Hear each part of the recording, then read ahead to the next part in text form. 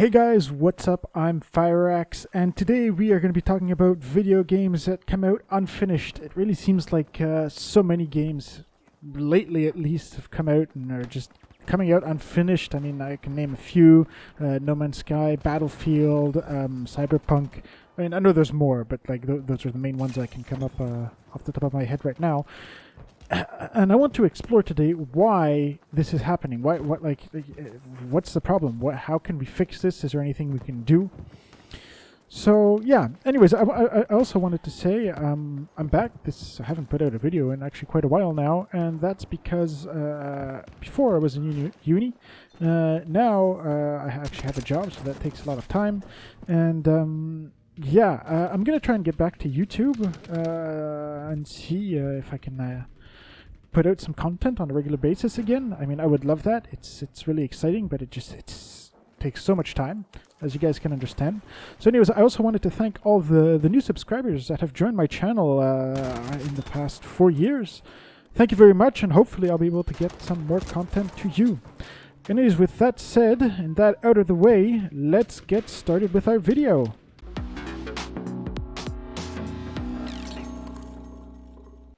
Alright, so as I said before, it really seems like video games lately, especially big AAA games, have been coming out pretty much unfinished, either broken or lacking content that was promised to the gamer, or sometimes just full of bugs, and they come out on launch day with all of these, and to me at least, that's completely unacceptable.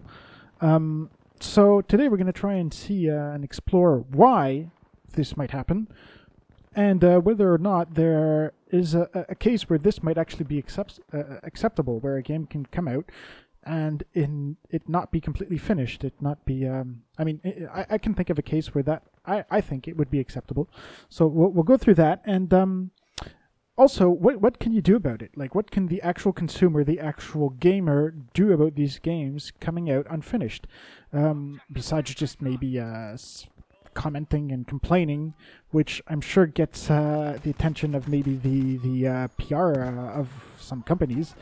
But I mean, companies, that's not really how they're going to change. If all people do is complain but nothing else changes for the companies, there's not much that's going to change. It really seems to be a trend lately. I mean, for the past like 5-10 years, at least I find more and more games are coming out in an uncompleted state.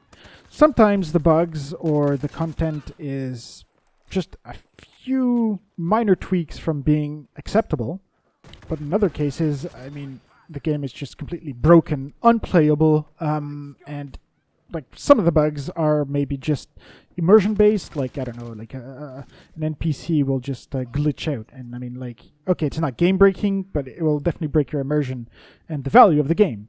And sometimes the games come out in a state that's so appalling that, I mean, it's unplayable, and you basically need to rehaul the entire engine or the entire game, and that can just be devastating. Not only does this like ruin the reputation of a game and can actually get a whole bunch of people to stop playing, which can be a huge problem if it's like a multiplayer game, but it can also like ruin the reputation of some companies and just slow their development team to a halt, because I mean, nobody was buying the game, they don't have enough money to finance more people, and the company can go bankrupt. So one example of a game that just came out so broken it kind of ruined the reputation, and among other factors just caused the game to completely fail, and then the development team to completely stop. And that game is Battlefield 5. I mean, I've been a fan of the Battlefield franchise for a long time now. I mean, I started playing Battlefield when it was Battlefield 2. And I've pretty much owned every single Battlefield game from that. And I mean, most of the games have been great. I mean, Battlefield 4 came out with a whole bunch of bugs, but the dev team patched it up and created something that was actually really playable, really fun, and I mean, they put in a huge amount of effort into that game, and they really turned it around. But after it released, not before, which, I mean, doesn't make sense. By doing that, they pretty much decreased the reputation of the game, even though at the end, I mean, I have great memories of the game. I still remember when it was full of bugs and crashes, and it sucked. It really sucked. Or look at Battlefield 5. The game trailer certainly was a factor to it not doing so well. But I mean, it also came out on day one. I purchased the game. On day one it came out, and it was almost unplayable. Some bugs would just make it so that you couldn't aim, you couldn't do anything, and it was frustrating as hell. So compile these bugs with shitty decisions made by DICE and EA. They basically had to stop development for the game early. I mean, we only had one DLC come out for that game. They realized the game was so shitty and fucked up, people weren't playing anymore, and they had to scrap it. They basically abandoned the game in the state it was. They made it playable, but they had to stop development because the reputation of that game had gone down so bad that not enough people were playing it to make it worthwhile developing more DLCs. So they scrapped the game and said, screw it, we're just going to put in all our energy into the next game. But Battlefield 5 on the core is a really good game. The gun mechanics are some of the best I've had in all of the Battlefield franchise. So there are some real good points to this game, but because of crappy management and bugs on release, they had to scrap it, and the game is now screwed. I mean, it's virtually dead. I mean, you still find some servers, but they had to reduce the amount of game modes that were available to the players so that the player base wouldn't be too split up among many different servers to actually populate the few servers that there were. So the game was, I mean, kind of fixed. There's still a few bugs in there, but I mean, it's mostly playable for now, but it was scrapped. And there are some features that were pretty much promised, like being able to drag your teammate out of danger so that you can safely revive him. That was never implemented in the game. And that feature is never going to see the light of day. Yet it was promised to people when DICE wanted them to pre-order the game, saying, you can pre-order this, this will be the game, these are the features you'll be able to do. So people pre-ordered the game expecting to be able to use that feature, and it was never put in. Or some features were put in after the game had released, yet, I mean, people paid for the game when they bought it. They paid for the product that was advertised to them. It's not like DICE said, we'll implement these later. They said, no, this is the finished product. This is what you're going to get when you buy the game. This is pretty much like you going down to McDonald's, saying, I want a burger with fries. McDonald's saying, okay, we'll take your order. That'll be $10.99, please, sir. You paying that money, going to sit down, expecting to get your burgers and fries, then you being served just the burger. And you're like, well, where's my fries? And McDonald's saying, well, we don't really know. We know you paid for it, but we'll maybe bring it to you in like 6 months if you're still here. Well, no, I'm not going to be here. I mean, I'm not going to wait around 6 months for my fries to arrive. I wanted the fries and the burger. I paid for the fries and the burger to enjoy during my meal right now. You'd expect to be served a fries and a burger. And you're here right now to enjoy your meal. You didn't pay for the fries to enjoy them 6 months later. And this is pretty much what's happening in video games right now, when companies are saying, these set of features will be in our game. You can even pre-order the game right now, and they release a game, and half of those features not being in the game. I find that's basically false advertising. That's unacceptable. If the company said, these features are going to be in the game, and then throughout the life cycle of the game, we'll implement these new features, then if those features aren't in on launch day, that's not a problem. The company was upfront and straightforward on their method and what was going to be in the game, and the consumer paid for what he expected, for what he was actually going to get. There actually is another scenario where I think buying a game and it having bugs in it and not having all the features released is actually acceptable, and that's called early access. I mean, when you buy a game in early access, you know the game isn't finished. So generally what happens is you can buy that game, you can give money to the developer to support them on the game before the game comes out. And you know that the game isn't finished, so you can expect there to be missing features or bugs. And that for me is not a problem, because the consumer, the gamer, is buying that game knowing that it's probably not finished and there might be a couple bugs. And I mean, on a financial aspect, I actually get why these companies are bringing out these games that are unfinished and filled with bugs. For me, there's two reasons. There's pressure from their investors, especially for big AAA companies like EA or DICE. But then there's also the fact that gamers are still buying them. So why would they stop? Why would they stop releasing broken games that aren't filled with the actual features that were promised, as long as gamers still buy them? They're still making money. They don't care. And I'm not saying that the developers don't actually care about their product, but the people managing these companies, for the most part, don't play the games. They don't care if the game comes broken. All they see is, did we make money on selling this game? Was it worth it? And as long as the game turned a reasonable amount of profit, they're not going to stop. So they might change if they said, well, if we did things differently, we could have made twice the amount of profit. That might actually get them to change their methods. But as long as they're making a decent amount of profit, spending less time paying the developers to develop the games, because, I mean, having an entire development team costs a lot of money. If they can pay the development team less money, because they're going to spend less time fixing the bugs, but still sell the same amount of copies, they're not going to stop. There's no reason for them to actually stop. So, what can you do as the consumer?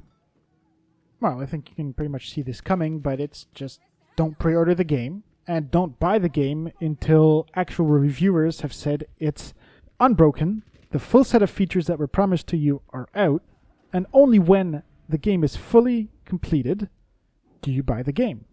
This will force companies to actually finish the game and deliver on their promises, because they won't be making enough money until the actual game is finished, until what they promised was actually finished. I mean, that's pretty much all these companies really hear is financial incentive. Are they making money? Are they losing money? Is something worth it financially, or is it unworth it financially? I mean, that's basically how most of these companies are run. I mean, look at Cyberpunk, for example. The game was clearly not finished. It's not like the development team didn't know that. But they had already postponed the launch date several times, and the investors were saying, well, we want return on our investment. Where is the promised return on our investment? So the investors were putting pressure, but the gaming community was also putting pressure on the development team, saying, well, we want the game. We want it to come out now.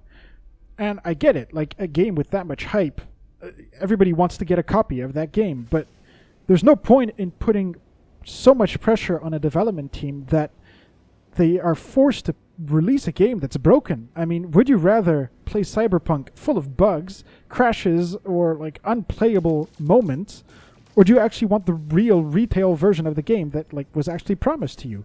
I mean, I would much prefer wait an extra year for the entire development cycle to finish to get a polished product than a bunch of shit that's pretty much unplayable, and I'm going to wait a year anyways until the game gets patched, just being frustrated that I bought a game that I can't even play because it's broken. So it's basically money that I've thrown into the garbage in the meantime until I actually can play it.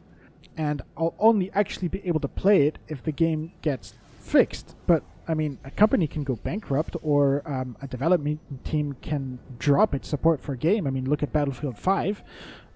So maybe you bought a game hoping it would be something that it actually will never get to, so you're basically not getting what you paid for. So this video is getting a little long.